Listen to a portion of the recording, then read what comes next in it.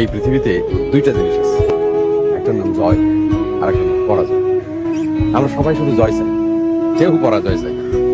কিন্তু জয় পাইতে পেরে পরাজয়ের ভিতর ফিরে মানুষ একসময় না একসময় জয়ী হয়।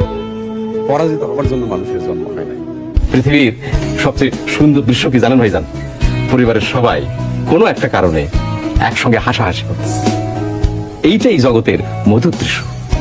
আবার সবাই একসঙ্গে মিলে কান্দার দৃশ্য খুব মধুর, তবে কাঁদতে হবে একসঙ্গে।